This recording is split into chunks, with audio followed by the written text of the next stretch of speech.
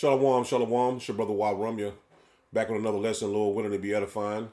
I want to start by giving all praise, honor, and glory to Yahweh, Bahashem, Yahweh Shah, Bahashem, Waharakakadash, Barakatha Yahweh, Barakatha Yahweh Shah. Double honors to the apostles and elders and bishops of Great Millstone who taught me this truth. Shalom to the 144,000 men of the Lord you see on the highways and byways prophesying in the name and power of Yahweh Bashem Yahweh Shah, also in the correct doctrine of Yahweh Bashem Yahweh Shah. I want to send a shalom to the 1/3 men, women, and children that will escape the judgments of Yahweh Bashem Yahweh Shah by their faith. So we're going to bring a lesson through the spirit and power of Yahweh Bashem Yahweh Shah. As you see, Jacob and Esau stirring up again, man. And these different court cases continue to stir up the people of Israel, man. Because they always use the media to scapegoat the oppressor, man. And that's why Jake always get roused up when they see their people being mistreated, man. Now, this guy Daniel Penny is the Edomite that is what you would call their hero, man. You know what I'm saying? He's a clean cut, blonde hair. I don't know what his eyes look like. Tall. So these right here, these are he's in the military. He's a Marine. So they use that to build him up. But if the shoe was on the other foot and he was a so-called Jake, and this was an Edomite, they wouldn't paint his picture the same way they did for this Edomite, man. And this goes to show you who really needs to be saved, and why do these Edomites need to be saved? What are they going to be saved from, man? What are they afraid of? They control everything. They control the court system, the financial system. They control the earth. I mean, what else do they need, man? Why do they need to be saved? So let's get right into these videos and hit some scriptures, and Lord willing to be edifying. The verdict from the jury is that Daniel Penny has been not guilty. Let me hear that. The verdict from the jury is that Daniel Penny has been found not guilty, and that is of the second lesser charge that he was facing, which was criminally negligent homicide. This is after the events of last week. This jury, made up of an anonymous group of 7 women, 5 men, were deadlocked on the initial manslaughter charge. Prosecutors then asked the judge to dismiss that so the jury could move to considering the second lesser felony. And the jury has now come back after, only about an hour of discussion with this not guilty verdict. They spent more than 23 hours in deliberations over this case that has become something of a fault line here in the New York area. And we're incredibly conscientious throughout the process. In fact, they sent numerous notes back to the judge to ask for clarifications, additional explanations, to review evidence one more time and testimony one more time. And that's really a reflection of just the difficulty, the sort of discussion and debate that's happened in this city at large. Some arguing here in New York that Daniel Penny is a hero who took necessary action that day in May of 2023. Prosecutors say that he held Jordan Neely in a chokehold for about 6 minutes, and people who have supported him said that he was protecting his fellow New Yorkers who experienced sort of unpredictable and sometimes frightening incidents on public transportation here. And then others, you may be able to hear behind me here that there's a crowd of protesters that have gathered here to support Jordan Neely. They see this as a case that is about social justice, racial justice in New York City, the lack of support for people suffering with mental health challenges, the lack of support for people who are experiencing homelessness, all of which deeply impacted Jordan Neely for many years leading up to his death. And so this is certainly going to continue to be an emotional and charged moment here in the city. And you see, this is the tipping point, man, because there's going to be civil unrest, race wars, all of that, man. But the point is, Esau uses his media to stir the audience to the way they want them to go, man. So if they want you to be against Jordan Neely, they'll stir the audience through the media to be against Jordan Neely, and vice versa against Daniel Penny. They'll do the same exact thing. They want to paint him as a hero. They'll paint him as a hero on their shows, man. These court shows and shit, man. So everything is targeted towards the blacks, Hispanic, and Native Americans for you to be the face of crime, for you to be what you call that when you're not no one is emotionally attached to you, man. They'll get you'll die in the streets, and that was just basically like that's what he needed. That's what he gets. Because I'm pretty sure I'm not in New York, so I can't say I can speak for people that live in New York. But in my area, you pretty much know when someone is out of their mind, man. They might say anything to you, but they're not going to do anything. They're not going to touch you. So I think that just by the story, this guy took it. He took it beyond what it needed to be taken to, man. It was none of his business. And the guy didn't have no weapon. He was armed, so it was none of his business. But Esau was always in the middle of Jacob's affairs, man. So let's get to the next video. And this is the guy Jordan Neely. He was known for doing this on the subway, man. But this is what neighbors on the Bronx street where Neely grew up remember. An eccentric young man who moonwalked on the subway, but also battled mental illness. But in recent years, Neely's been arrested more than 40 times. The charges ranging from fare evasion on up to assault, painting a picture of a man crying out for help and not getting it. See that? Been crying out for help and not getting it. And that's why our people need to be saved, man. This man is not he wasn't in any danger.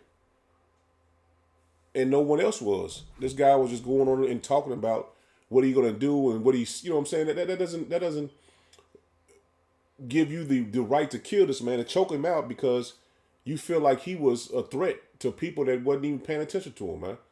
Most times you get on these subways or city buses, if somebody's crazy out of their mind or on drugs or something, you're not going to pay any attention to them if they're not a threat to you. If they're not holding a weapon up, trying to hurt you or harm you in any way, people gonna say whatever they want to say, man. This is what they call a so-called free country. And listen to this man's explanation on why he did this. A man came on, stumbled on. He appeared to be on drugs. The doors closed, and he ripped his jacket off and threw it at the people sitting down to my left. I was listening to music at the time, and he was yelling, so I took my headphones out to hear what he was yelling. And the three main threats that he repeated over and over was, "I'm going to kill you. I'm prepared to go to jail for life, and I'm willing to die." You know, this was a scary situation, and Mr. Neely came on. He was threatening. I'm 6'2", and he was taller than me, so it was. And there's a common misconception that Marines don't get scared. We're actually taught one of our core values is courage, and courage is not the absence of fear, but how you handle fear. And you know, I was scared for myself, but I looked around. I saw women and children. He was yelling in their faces, saying these threats. I couldn't just sit still. Some people say that I was holding on to Mr. Neely for 15 minutes. This is not true. I mean, between stops is only a couple minutes. So the whole interaction lasted less than 5 minutes. Some people say I was trying to choke him to death, which is also not true. I was trying to restrain him. You can see in the video there's a clear rise and fall of his chest, indicating that he's breathing. I'm trying to restrain him from him being able to carry out the threats. And then some people say that this was about race, which is absolutely ridiculous. I didn't see a black man threatening passengers. I saw a man threatening passengers, a lot of whom were people of color. The man who helped restrain Mr. Neely was a person of color. And then a few days after the incident, I read in the papers that a woman of color came out and called me a hero.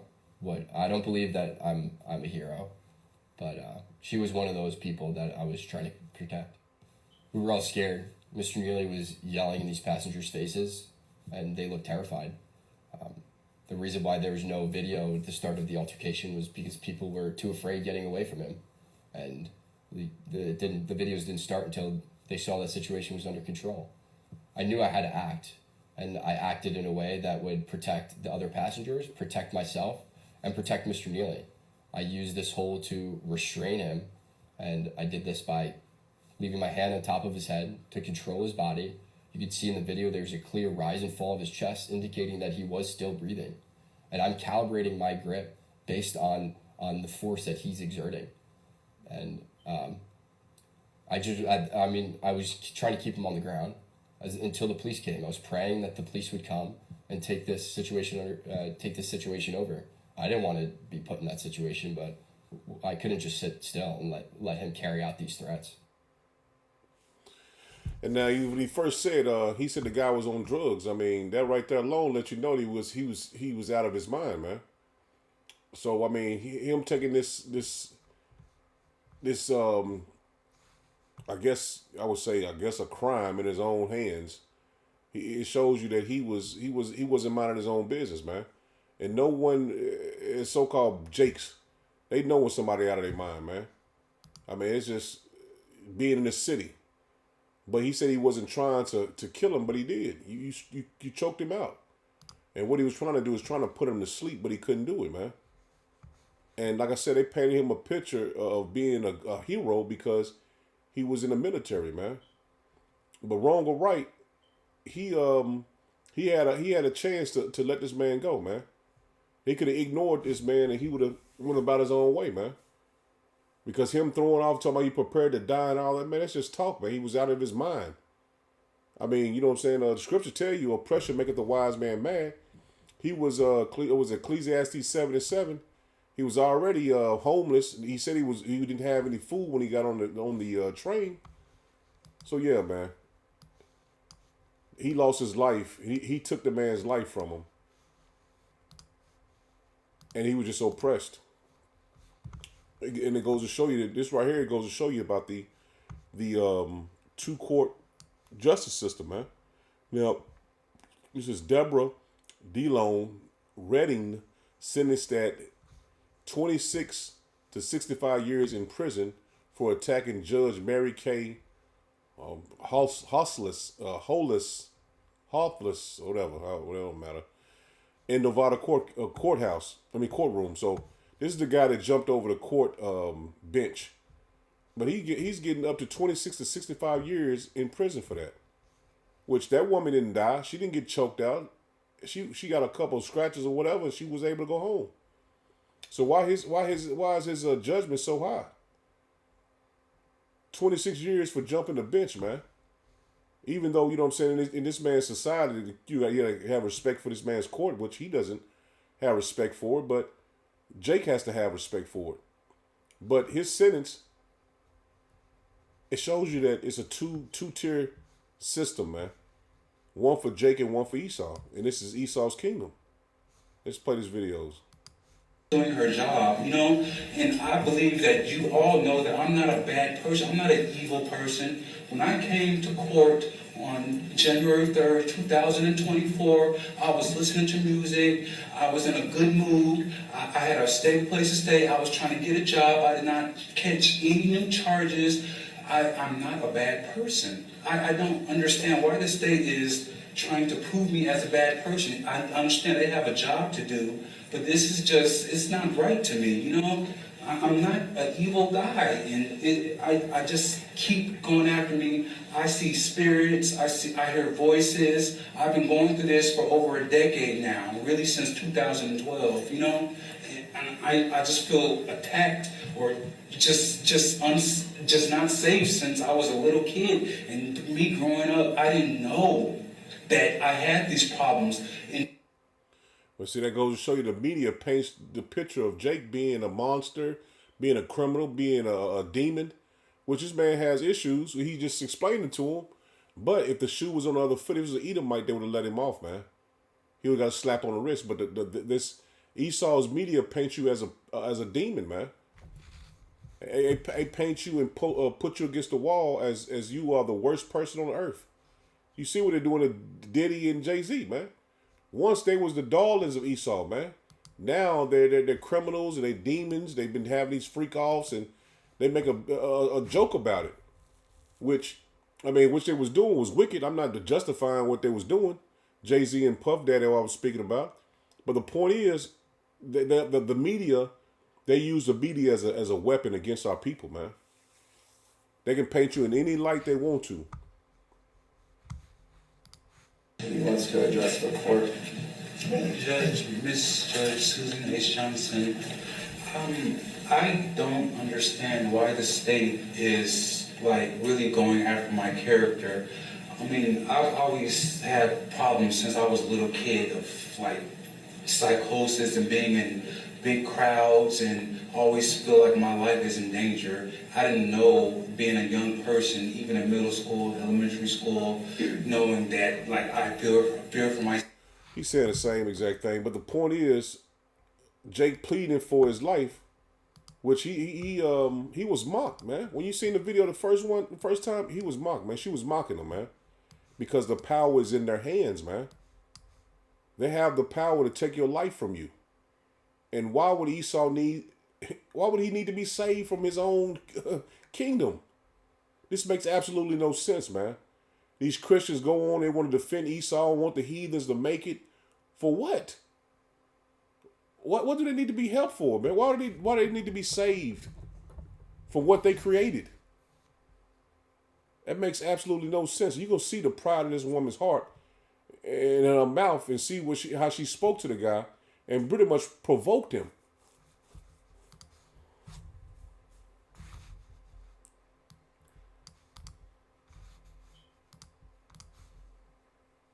No, I don't want to play. See if I can get it to bring back up.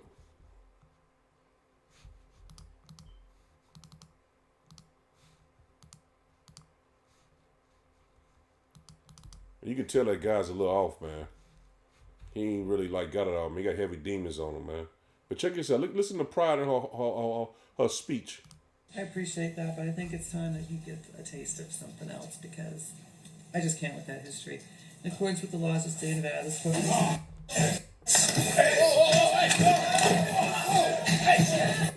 You heard the pride in her speech, man.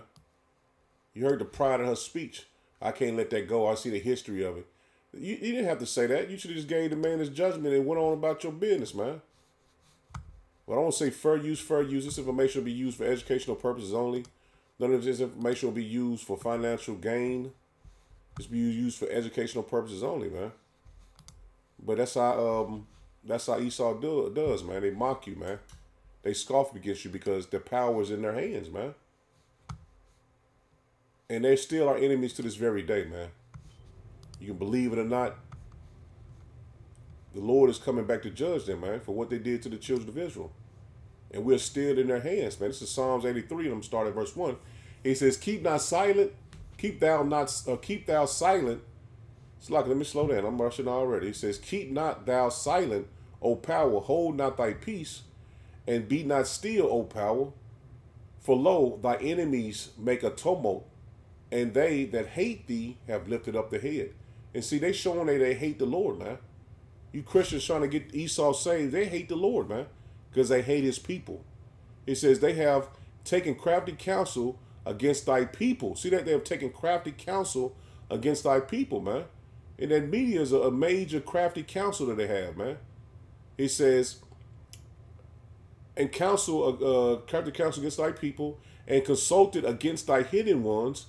They have said, come and let us cut them off from being a nation. And that's their whole point they've been doing to this very day. Trying to cut us off from being a nation, man. It says that the name of Israel may be no more in remembrance. And that's what they've done. That's what their goal was from the beginning, man. Since Jacob got the blessing, man. Esau been trying to get his birthright back, man. And get his blessing back. It says, the tabernacles of Edom, the first one, man. And the Ishmaelites of Moab and Hagarenes, Gebal and Ammon and Amalek, the small hatters, man. The Philistines with the inhabitants of Tyre, Assur also is joined with them. They have hopen the children of Lot, Selah. So pretty much all the nations are against the children of Israel, man. No one is sticking up for us, and no one is coming to our fight for us, man. No one is saying let's make a a decoration for the blacks, Hispanic, and Native Americans that are in America that have been taken away from their land and been in slavery, and they've been descendants of slaves, and they're suffering from all these different sicknesses and illnesses from their forefathers, man. Being in trauma of our forefathers, man. Of having to be raised as slaves and being downtrodden and being the lowest person on the earth, man. Nobody came up with no counsel or said let's make a declaration or any laws to protect our people. Esau don't need to be saved from anything, man. They have it all. So why would you want to save somebody that has it all, man? They have nothing to be afraid of, man. They have the military might. They have the financial might. That's all you need to control the earth, man.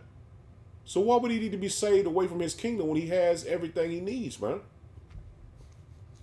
This is Deuteronomy 20 and verse 1. It says, when thou goest out to battle against thy enemies and sittest horses and chariots and a people more than thou, be not afraid of them.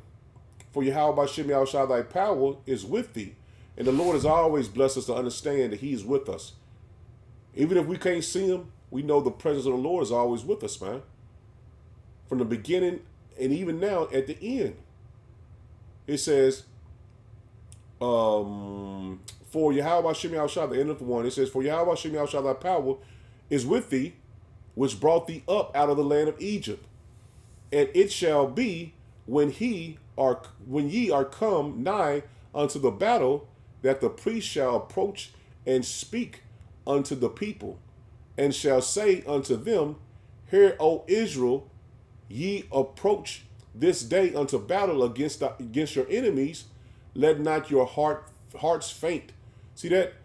We're going against Esau in a spiritual battle now, man. And the Lord is pushing us to continue on, man, and be strong in the Lord, man. Lord telling us not to faint, man. He has men of the Lord that's set up before you to be examples of you to be strong, man. Starting with the apostles and elders and bishops of great millstone on down to the brethren, man.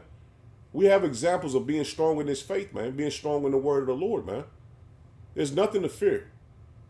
Verse 3 again, it says, and shall say unto them, hear, O Israel, ye approach this day unto battle against your enemies. Let not your hearts faint. Fear not. Be not tremble.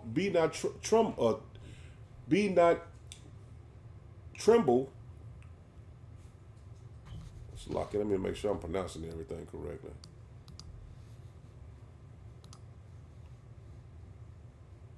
Do not tremble, Slocky. Tremble. Do not tremble. I didn't see do. Slocky. Let me slow down, man. It says, do not tremble, neither be terrified because of them. For Yahweh Bashem Yahushua, your power is he that goeth with you to fight for you against your enemies. See that the Lord was fighting against us, fighting against the enemies at the time of Israel. I mean, at the time of Egypt. He's doing the same thing for us now, man. So the Lord don't want us to be afraid, man. We speaking boldly in the name and power of Yahweh Bashem Yahushua, man. Again, 4 it says, for Yahweh Bashem Yahushua, your power is he that goeth with you to fight for you against your enemies to save you. See that? Why would our enemies need to be saved? Pretty much all nations are against us, man. Every nation under the earth is against the children of Israel, man. You blacks, Hispanic, and Native Americans, man. They know the Lord is with us. If they wouldn't, they would have, like I said, they would have made some declarations. They would have came to the UN and made a statement on our behalf and want us to get our lands back and get the land that we was taken from, get some type of reparations. No nation has come forward, not even African nations, man. So the Lord is going to save us, man. Not no other nations, man. Only Yahweh Bashem Yahushua is going to save us. And he's not going to save no one but the children of Israel, the elect of the children of Israel, man. These Christian jakes, man, that are high and mighty and boasting the Edomite doctrine of saving everybody, that's not going to happen, man. The Lord is with us to save us, man, the children of Israel, man. And now only the elect are the children of Israel, man. And we see why that's so, man, because these other jakes, they're out of their mind, man. The Lord coming back to save everybody. That's nonsense, man. This is Psalms 109. I'm going to drop down to verse 29. It says, let my adversaries be clothed with shame. And that's what we want, eh? Our adversaries to be clothed with shame, and let them cover themselves with their own confusion as with a mantle. I will greatly praise Yahweh B'Shem Yahushua with my mouth. Yea, I will praise him among the multitude. For he shall stand at the right hand of the poor. See that? He's going to stand at the right hand of the poor, man. So that guy Jordan Neely, he was a poor, man. He was downtrodden. He was homeless. He was hungry. Again, 31, it says, for he shall stand at the right hand of the poor to save him from those that condemn his soul. See that? They condemned that man's soul because he made a threat. He didn't bother nobody. He didn't touch nobody. He didn't have any weapons. He was out of his mind. He said the first thing he said was the man was out of his mind. He was on drugs. So he felt he was able to overpower him just by him saying that, man. That was his mindset. I can overpower him. He's drugged. He's out of his mind. So he knew he wasn't going to make the threats that he made. He was not going to do any of the threats he said he was going to do, man. This man was out of his mind. He already said that, man. So the Lord is going to save the poor, man. And we are the poor. We have no power in this man's system. Not none. This is Psalms 138. Psalms 138 and verse 6, it says, though Yahweh B'Shem Yahushua be high, yet hath he respect unto the lowly. See that? Though he be high, he has respect for the lowly, man. That's to us. But the proud, he knoweth afar off. See that? He don't know the proud, man. He don't know these Edomites, man. Though I walk in the midst of trouble, thou wilt revive me. Thou shalt stretch forth thy hand against the wrath of my enemies. See that? The Lord is going to protect us from my enemies, man. And Esau is our enemy.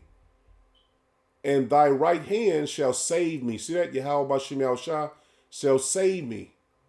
Yahweh B'Shem Yahushua will perfect that which concerneth me. Let me read that again. It says, Yahweh B'Shem Yahushua will perfect that which concerneth me. Thy mercy, O Yahweh B'Shem Yahushua, endure forever. Forsake not the works of thy own hands, man. And we are the works of Yahweh B'Shem Yahushua, man. And we're not going to be forsaken, man. We believe wholeheartedly in the Lord, man. We believe wholeheartedly in his word. This is Psalms 17. In verse 7, it says, show thy marvelous loving kindness, O thou that savest by thy right hand them which put their trust in thee from those that rise up against them. See that? The Lord, you put your trust in the Lord, man. He's going to save you, man. He's going to save you, man. It's written. From the wicked that oppress me. See that? From the wicked that oppress me. We have no power to oppress Esau, man. From my deadly enemies who compass me about, they are enclosed in their own fat. With their own, let me slow down. It says, with their mouth they speak proudly. See that? With their mouth they speak proudly, man. They have now compassed us in our steps. They have set their eyes bowing down to the earth. And see, Esau, like I said, she provoked him to even jump over the bench, man. Because she knew she had the power, man, for his life, to take his life. And that's just like killing somebody, man. You have the power to take their life, take their livelihood. See, Esau has that power, man. That's the power to oppress. This is Psalms 136 and 23. It says, "Who remembered us in our lower state?" Say that. Who remembered us in our lower state? None of these nations are coming to save us, are sticking up for us, or speaking up for us. All these jakes have been put to death in America, man, by the cops and by different people. You know what I'm saying? Doing different cases and shit. But no one spoke up for us. They seen it all on the news. It's all been on world news, man. They've seen what was happening to the blacks, Hispanic, and Native Americans in America. All these nations have. Who remembered us in our lower state? For his mercy endure forever, and hath redeemed us from our enemies. And that's Yahweh B'Shem Yahushua, man. That's the only one remembering us in our lower state, man. That's why we have to praise our Lord, man. Praise our power, man. And hath redeemed us from our enemies. That's the Lord, man. The Lord is going to redeem us from our enemies. And 2/3 of our people, you want to believe that Esau can be saved and want him to be saved, stay here with him, man. It says, for his mercy endure forever. Yahweh B'Shem Yahushua, mercy endure forever, man. And he's going to save his elect. Because it's written. He's speaking it. We're speaking it. Because we have the word, man. We have the Holy Spirit, man. This is Luke 1. And I'm going to drop down to verse 68, man. This says, blessed be Yahweh B'Shem Yahushua, power of Israel. This is New Testament now. Blessed be Yahweh B'Shem Yahushua, power of Israel. For he have visited and redeemed his people. He ain't speaking about everybody, man.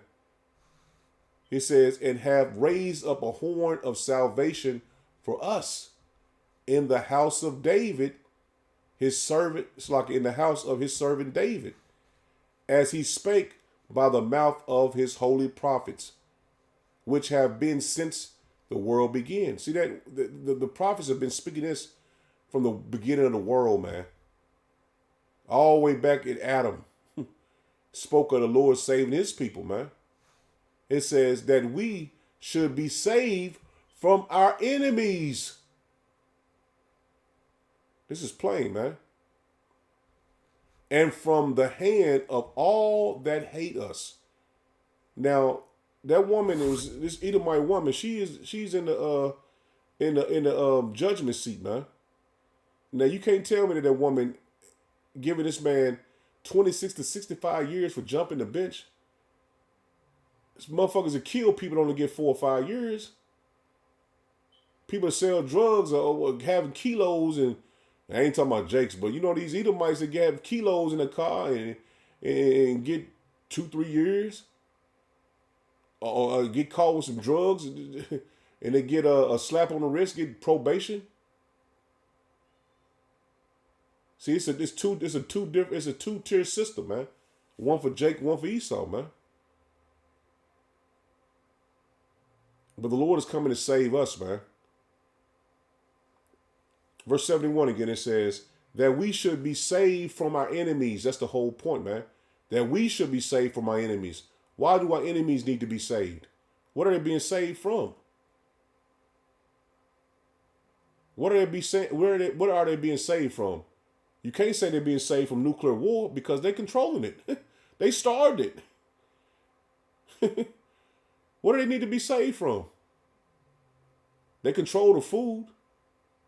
They control the water. They control the air. They control the financial system. What do they need to be saved from? 72, it says, to perform the mercies promised to our fathers. See that? The Lord is going to perform the mercy promised to our fathers, man. And to remember his holy covenant. And that covenant was only given to the Israelites, man. It was only given to the Israelites. Abraham, Isaac, and Jacob. No other nations are going to fit into that, man. It ain't no wiggle room. This is Psalms 44.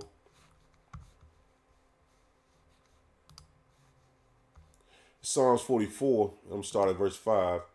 It says, through thee will we push down our enemies, man. Through Yahweh B'Shem Yahushua. Through thy name will we tread them under that rise up against us. For I will not trust in my bow, neither shall my sword save me. And that's plain, man. There's no weapons, nothing that we're going to get that's going to take down our enemies, man. But through the name and power of Yahweh B'Shem Yahushua, that's how we bringing down this man's kingdom, man. And we're not looking to no carnal weapons, man. We looking to the power source of the whole earth, man. And that's Yahweh B'Shem Yahushua. 7, it says, but thou hast saved us from our enemies. See that? Thou hast saved us from our enemies and have put them to shame that hate us. In power we boast. See that? In the Lord we boast all the day long and praise thy name forever. Salah. So we praise the Lord's name forever, man. That's who the power is, man.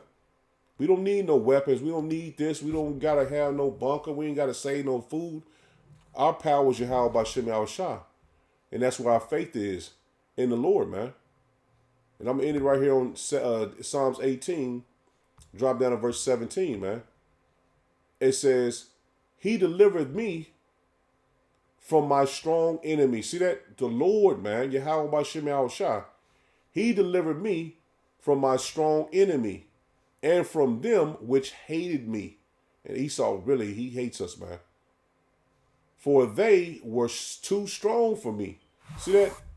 The Lord knows what we need, man. They prevented me in the day of my calamity, but Yahweh B'Shem Yahushua was my stay, man. And that's what we got to stay on, man. Yahweh B'Shem Yahushua, man. That's what we got to lean on, man. Our power, Yahweh B'Shem Yahushua. So Lord willing was edifying. I know I kind of butchered them scriptures, man. It wasn't flowing with me because I put the lesson together last night. And I always try to do the lessons. I put the lesson together right before I do them. So, Salaki, if it didn't come out smooth. But Lord willing was edifying. Shalom.